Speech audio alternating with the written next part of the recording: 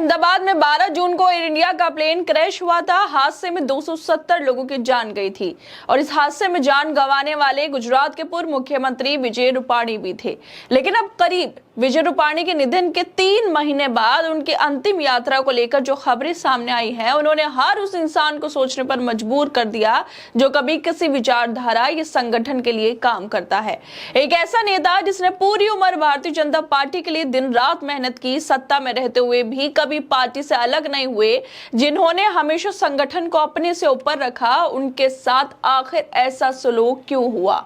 दैनिक भास्कर की खबर के मुताबिक रूपाणी की अंतिम यात्रा में 20 से 25 लाख रुपए का खर्च आया। ये खर्च फूलों की सजावट, टेंट, पानी, भंडारे और अंतिम संस्कार से जुड़ी दूसरी व्यवस्थाओं में हुआ। लेकिन जब इस खर्च की बात पार्टी तक पहुंची तो बीजेपी ने कहा ये पैसा परिवार खुद देगा। बीजेपी ने अपने पूर्व मुख्यमंत्री के निधन में हुए खर्च के पैसे देने से इनकार कर दिया। अब सवाल उठता है कि क्या एक पूर्व मुख्यमंत्री की अंतिम यात्रा पार्टी की जिम्मेदारी नहीं बनती? क्या वो सिर्फ उस समय तक जरूरी थे जब तक कुर्सी पर थे? रूपाणी के परिवार ने साफ कहा है कि उन्हें पैसों की दिक्कत नहीं है, लेकिन दर्द इस बात का है कि पार्टी ने ऐसे वक्त आने पर उनसे मुंह मोड़ लिया।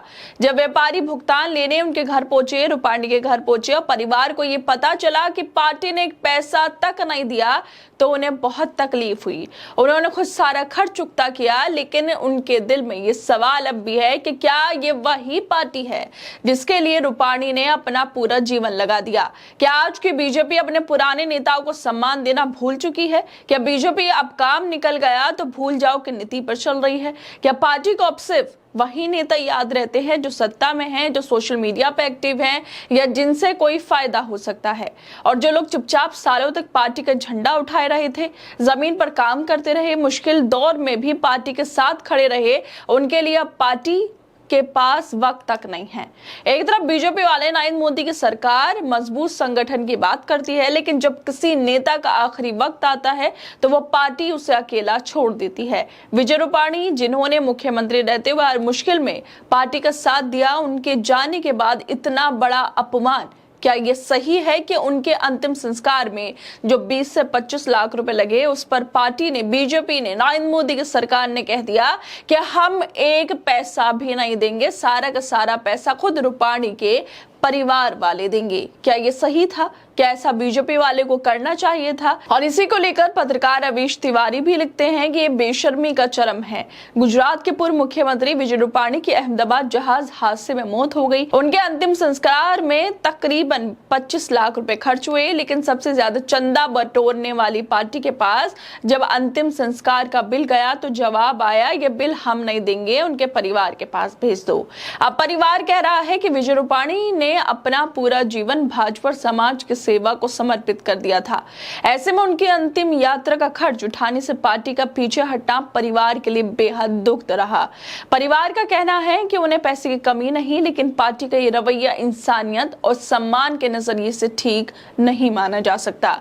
क्या बीजेपी अब सच में यूज एंड थ्रो की नीति पर चल रही है? ये सवाल इसलिए उठ रहे हैं क्योंकि गुजरात के पूर्व मुख्यमंत्री विजय रूपाणी के साथ जो हुआ वो बेहद हैरान करने वाला और दुख देने वाला है। अहमदाबाद विमान हादसे में रूपाणी की मौत हो गई थी और उनका अंतिम संस्कार पूरे सम्मान के साथ राजकोट में किया गया। लाखों लोग उन्हें आखिरी विदाई देने पहुंचे। बीजेपी के बड़े बड़े नेता भी मौजूद थे, लेकिन जब बात खर्च की आई, जब बात पैसों की आई, तो पार्टी का रवैया ऐसा था जैसे उन्होंने पल्ला झाड़ लिया।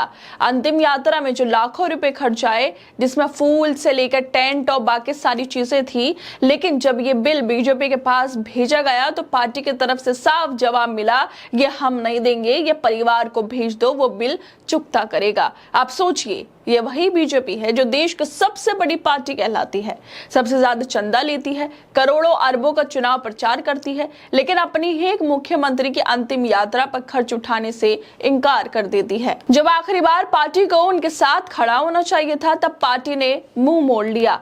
परिवार ने तो पैसा दे दिया, लेकिन बात पैसे की नहीं, बात सम्मान की है, इंसानियत की है। जब किसी ने अपना सब कुछ पार्टी को दे दिया हो तो कम से कम आखिरी वक्त में तो पार्टी को उनका साथ देना चाहिए था। वैसे ही कोई पहला मौका नहीं है। जब पार्टी ने अपने पुराने नेताओं को इस तरह अकेला छोड़ दिया हो।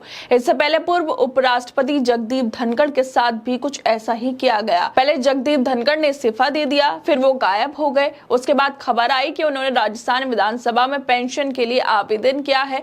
धनखड़ जिन्होंने 1993 में कांग्रेस के टिकट पर अजमेर जिले की किशनगढ़ सीट से विधायक का चुनाव जीता था, अब 74 साल की उम्र में राजस्थान विधानसभा से पेंशन का दावा कर रहे थे। लेकिन धनखड़ के इस आवेदन के बाद कई सवाल उठ रहे थे, खासकर राजनीतिक अंदाज में कि धनखड़ के पेंशन के आवेदन को लेकर पहले सवाल ये था कि एक ऐसा नेता जो भारतीय जनता पार्टी के लिए काम करता रहा, पेंशन को कांग्रेस से लेना चाहता है।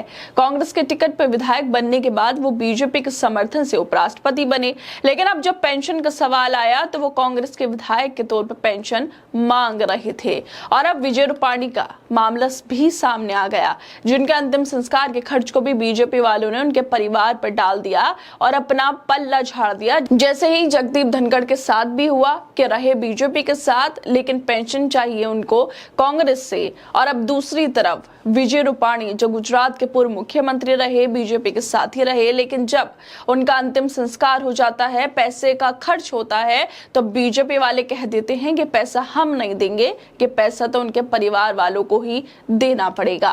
खैर दोस्तों, आप लोगों को क्या लगता है इस वीडियो को लेकर? हमें अपनी राय जरूर दें। बाकी तमाम खबरों को देखने के लिए जुड़े रहिए हमारे साथ।